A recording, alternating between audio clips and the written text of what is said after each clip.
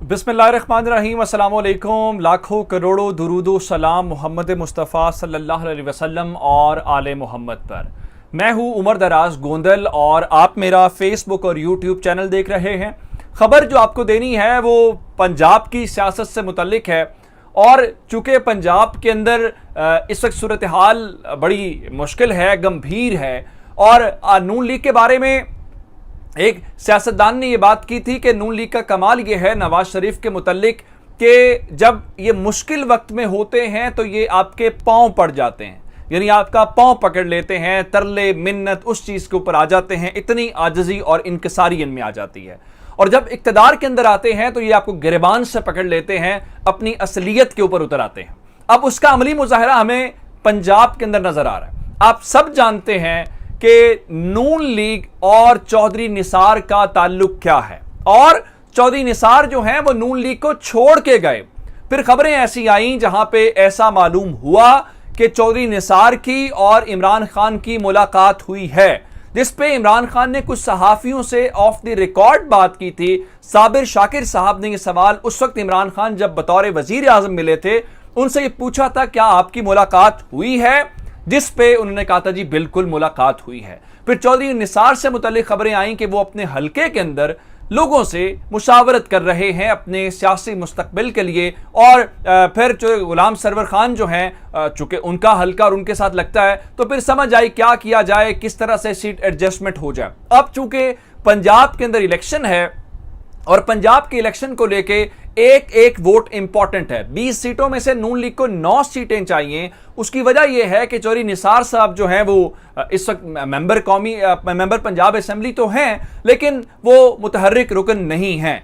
अब नून लीग जो है वो चाहेगी कि चौधरी निसार भी आ जाएं। अब चौधरी निसार मरियम नवाज और हमजा शहबाज शरीफ के बारे में बहुत खुल के बात कर चुके हैं। मरियम नवाज के बारे में उनसे पूछा गया कि क्या आप उनकी लीडरी के अंदर काम करने के लिए तैयार हैं, तो उन्होंने कहा था कि नहीं, मरियम तो बच्चों जैसी है, अब बच्चों के नीचे तो आप काम नहीं कर सकते। लेकिन नून लीग के अंदर मसला यह है कि बहुत सारे लोग उन बच्चों के नीचे भी काम कर रहे हैं। ख्वाजा साद रफीक, ख्वाजा आसिफ। ख्वाजा साद रफीक ने तो फिर एक इंटरव्यू के अंदर पूछ लिया जब मेहर बुखारी ने उनसे पूछा कि आप लोग इतने सीनियर हैं और पंजाब के अंदर क्या आप लोग वजारत आला के लिए क्वालिफाई नहीं करते? तो वहां पर ख्वाजा साद रफीक ने सिर्फ एक जवाब दिया था कि मेरे पास इस सवाल का कोई जवाब नहीं है। आज मरियम बीबी ने पीपी 170 के अंदर खिताब किया है। अब मसला यह है कि बेचारे निकल तो रहे हैं लेकिन लोग नहीं आ रहे। कल पीपी 158 के अंदर वही शोएब सिद्दीकी और वही अलीम खान जो अपने आप को तुर्रम खान समझते थे और जिस जगह लाहौर में जलसा करते थे वो जलसा कामयाब होता था। उसकी वजह क्या थी?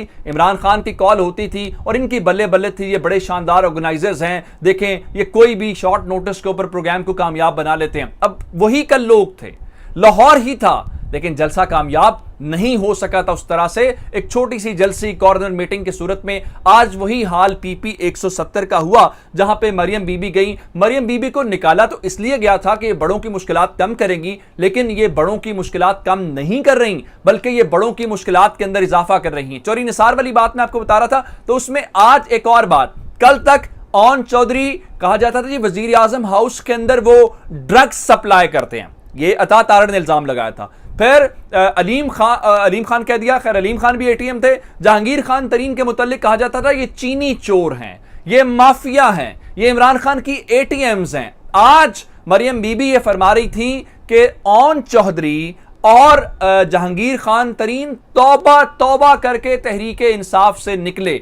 यानी अगर आप इमरान खान को छोड़ दें तो आप साफ शफाफ और आप जैसा कोई ईमानदार नहीं है, लेकिन अगर आप इमरान खान के साथ खड़े हैं तो इसका मतलब यह है कि आप फिर करप्ट भी हैं, आप कौम के दुश्मन भी हैं, आपके ऊपर सब कुछ इल्जामात लगेंगे। लेकिन मैं आपको बताना ये चाहता हूं कि आज वही मरियम बीबी जो चौधरी निसार के मुतालिक ये कहती थी कि चौधरी निसार का नून लीग से कोई ताल्लुक नहीं है, आज वही मरियम बीबी ये कहती हुई नजर आई कि चौधरी निसार भी तो नवाज शरीफ को छोड़ के गया था, लेकिन वो चौधरी निसार अलग होने के बावजूद नवाज शरीफ की जो गवाहियां हैं, जो उनके किरदार, दयानत और अमानत से मुतल्लिक गवाहियां हैं, वो गवाहियां दे के गया था। अब ये हैरानकुन बात है, अगर वो इतनी ही गवाहियां चौधरी निसार देता है तो फिर चौधरी निसार को आप शामिल तो करें नून लीग के अंदर। अगर वो चौधरी निसार इतना ही पसंद है, उसको टिकट तो दें, आपको टिकट नहीं लेता तो आज उस मरियम बीबी को सिर्फ और सिर्फ नाम लेना पड़ गया चौधरी निसार का।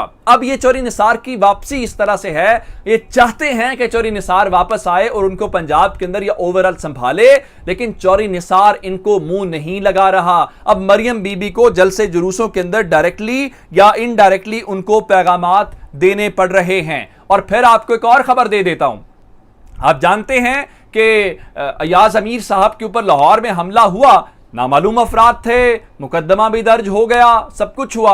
आज गलती से हामिद मीर ने अयाज अमीर साहब को अपने प्रोग्राम के अंदर बुला लिया। चूंकि मामला थोड़ा सा गड़बड़ है, आज ही जनरल बाजवा के मुतालिक इंसार अब्बासी ने खबर ब्रेक की थी कि उन्होंने कहा है कि उनके अफसरान सियासत के अंदर कोई हिस्सा नहीं लेंगे, सियासत से दूर रहेंगे।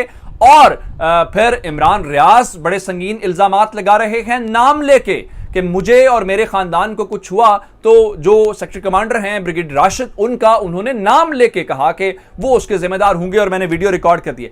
खान साहब ये कह रहे हैं कि अंपायर्स न्यूट्रल नहीं हैं, अंपायर्स इनके साथ मिले हुए हैं। अब अयाज अमीर साहब के ऊपर हमला हुआ, अयाज अमीर साहब ने पूरी की पूरी स्टोरी बता दिया। उनके मुताबिक जब ये हमला हुआ, जब ये सेमिनार हुआ, उससे एक हफ्ता पहले लाहौर के अंदर जब वो आते हैं तो एक निजी होटल के अंदर स्टे करते हैं। चूंकि उनका प्रोग्राम 3 दिन चलता है तो चकवाल से उनके लिए आना थोड़ा सा मुश्किल होता है। चूंकि मैं दुनिया न्यूज में बतौर एंकर काम कर चुका हूं तो इसलिए मुझे उस चीज का अंदाजा है उनके वो कहां पर स्टे करते हैं। तो इस दौरान उन्होंने बताया कि एक खास महकमे से उन्होंने कोई ज़राअत पेशा महकमा बताया है, तो वहां से एक फर्द उनसे अपॉइंटमेंट लेके, टाइम लेके उनसे मिलने आया और उनके मुताबिक बड़ी खुशगवार मुलाकात हुई। लेकिन आखिर में उनसे उस शख्सियत ने यह कहा कि आपसे गुजारिश ये है कि आप हाथ हौला रखा करें।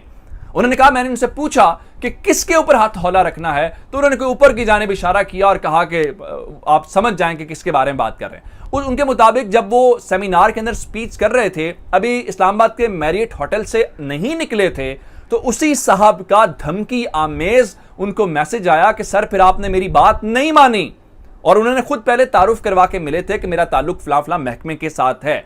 और उसके बाद उन्होंने जो मजीद इंकिशाफ किया है, जो सारे लोग कह रहे हैं कि आखिर क्या वजह है कि शीरी मजारी का फोन लेके जाते हैं, क्या वजह है कि अयाज अमीर साहब का फोन लेके गए। उनके मुताबिक जब उनको फोन वापस मिला है, आप हैरान हो गए, फोन वापस भी मिल गया है, रिकवर भी हो गया है।